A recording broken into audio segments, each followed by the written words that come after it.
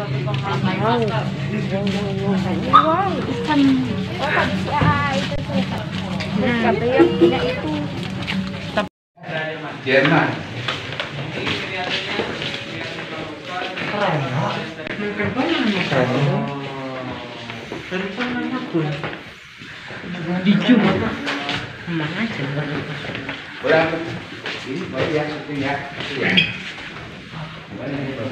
Oh, yang miniatur buahnya ini. Mewah juga ya. Iya. Di sini kayak tempat kerja bos kan? Ya. Masya Allah. Ya. Aslinya. Ini mah kemuliaan aja buat Untas Channel kasih ke sini. Alhamdulillah. Ceramah ya.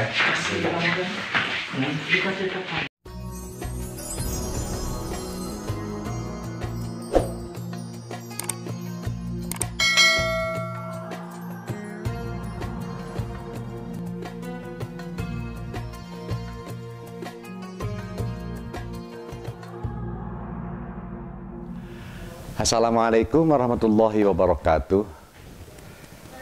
Bertemu lagi dengan saya, Kang Dadan Ahdan, dari Mumtaz Channel, Purwakarta, Jawa Barat. Ini merupakan destinasi yang ke-9. Alhamdulillah saya berada di ruangan Mr. Boska. Yang saya dengar dari pemandu saya bahwa beliau adalah pecetus perintis Rumah Sakit Hasan Sadikin Bandung, kemudian Universitas Institut Teknologi Bandung ITB. Beliau juga merupakan perintis perkebunan Malabar di Pangalengan. Sebuah anugerah bagi saya dan tim bisa mengambil syuting gambar, syuting video ceramah di tempat ini. Sahabat-sahabat Mumtaz Channel yang saya cintai, tidak bosan-bosan saya mengajak Anda semua untuk senantiasa tersenyum.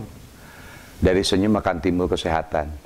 Kemudian dari sehat, Anda akan semangat. Dan dari kesemangatan itu kita akan meraih kebahagiaan dunia dan akhirat. Sahabat Mumtaz Channel yang saya cintai, yang saya hormati, pada kesempatan kali ini saya ingin mencoba, saya dari kemarin dengan tim berjalan dengan 5 rombongan, 5 mobil. Saya dapat inspirasi pelajaran berharga dari sebuah mobil. Judul kita kali ini adalah tentang filsafat mobil atau belajar dari mobil. Mari kita perhatikan, ketika kita membawa mobil, kita pasti menggunakan starter. Starter itu diibaratkan niat, motivasi. Mobil tanpa di starter itu tidak akan maju. Maka kita dalam setiap kegiatan, setiap aktivitas tanpa motivasi, tanpa niat, itu tidak akan jalan. Bahkan niat itu merupakan salah satu rukun sholat, rukun puasa, dan lain sebagainya. Kemudian di mobil itu ada gas. Gas itu kalau di dalam tubuh manusia diibaratkan nafsu. Nafsu, hasrat, keinginan, amarah, dan lain-lain. Kalau seorang supir tidak bisa mengendalikan gas, kemungkinan akan terjadi kecelakaan. Nabrak orang, atau nabrak pohon, atau masuk ke jurang. Karena dia tidak bisa mengendalikan gas. Jadi gas itu diibaratkan nafsu. Kemudian ada juga rem. Rem. Di dalam tubuh kita, di dalam jasad kita juga masih ada rem. Laju cepat lambatnya sebuah mobil dikendalikan oleh rem. Sama hati kita juga, jasad kita juga, hasrat keinginan kita dikendalikan oleh otak, akal, dan hati. Jadi ada kemiripan antara mobil dengan tubuh manusia. Gas, nafsu, rem itu sebagai penahan. Agama, kemudian perasaan, akal, dan lain sebagainya. Kita perhatikan lagi, di mobil itu kita suka melihat ada kaca besar. Kaca mobil itu besar, sementara spion kiri kanan ada 3. Ada yang di atas kepala kita, ada spion kiri kanan kita. Kita melihat spion kiri kanan atau spion di atas kepala kita itu hanya terkadang, kadang-kadang. Artinya, spion itu menggambarkan masa lalu. Kita jangan terbelenggu oleh masa lalu. Kita melihat ke masa belakang itu kadang-kadang. Jangan selamanya. Kita lebih fokus kepada kaca depan mobil. Kaca depan itu masa depan kita. Banyak orang yang terbelenggu dengan masa lalu.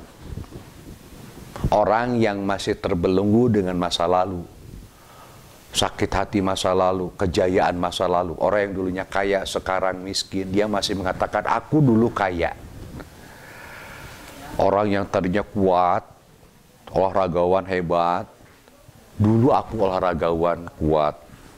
Sebenarnya orang yang suka mengatakan aku saat itu, ia sebenarnya sedang hidup pada masa itu. Ia sedang hidup pada saat itu, pada masa itu. Maka jangan pernah terbelenggu oleh masa lalu, karena melihat spion kiri kanan itu juga hanya sesaat atau terkadang. Sekali-kali kita melihat spion sebelah kiri, spion sebelah kanan, spion di atas kepala kita. Tetapi mayoritas pikiran kita, jiwa kita, langkah kita, hidup kita harus fokus kepada kaca depan mobil. Arti itu adalah masa depan kita. Ada apa lagi di mobil? Di mobil itu ada ban. Ban itu bulat. Kita lihat saat tawaf itu berputar. Adalah salah satu rukun haji dan rukun umroh itu adalah tawaf. Di dalam mobil itu ada ban. Ban itu berputar, bulat bentuknya. Dia harus berputar dan berputar. Bisakah kita mengambil pelajaran dari ban? Bisa. Ada apa dengan ban? Ban terus berputar meskipun jalannya rata, jalannya bergelombang, jalannya rusak, tapi ia terus. Ia tidak pantang menyerah, ia terus berjalan, berputar, melewati rintangan tantangan. Kita harus seperti ban. Terkadang hidup kita rata, tanpa hambatan. Terkadang ada gelombang, ada lubang di jalanan, ada polisi tidur. Itu merupakan godaan hidup, cobaan hidup. Tapi ban itu terus berputar dan berputar. Ban meskipun mahal, ketika lihat comberan atau kubangan air yang kotor, ia tetap melewatinya. Kita masih banyak belajar dari ban. Ban juga tidak pernah mengeluh, ia tetap berputar meskipun penumpangnya sedikit ataupun banyak. Kita ibaratkan sebuah mobil, penumpangnya 1, ban itu tetap berputar. Penumpangnya 2, ban itu tetap berputar. Meskipun penumpangnya banyak sekalipun, ban itu tetap berputar. Banyak hal yang bisa kita pelajari dari mobil. Gas, nafsu. Rem, akal dan jiwa, hati. Kaca mobil, spion, masa lalu. Kaca depan mobil, masa depan. Ban, yaitu sesuatu yang tawadu, yang terus berputar. Rintangan apapun tetap ia tempuh. Dan masih banyak lagi hal-hal yang bisa kita pelajari dari mobil. Artinya, yang terpenting adalah belajarlah dari hal-hal sekeliling kita. Saya masih ingat ketika saya belajar di Gontor, apapun yang kamu rasakan, apapun yang kamu lihat, apapun yang kamu dengar, itu adalah pendidikan.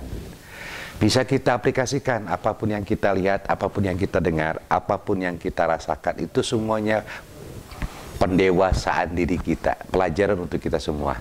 Rekan-rekan, sahabat Mumtaz Channel yang saya muliakan, yang saya hormati, Mudah-mudahan ceramah singkat saya tentang filosofi mobil ini bermanfaat buat Anda semua.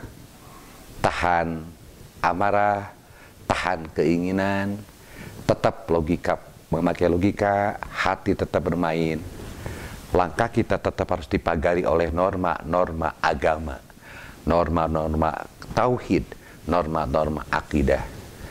Mohon maaf, tetap sehat, senyum, semangat, dan sukses dunia akhirat. Saya Kang Dadan Ahdan dari Mumtaz Channel. Sampai berjumpa lagi.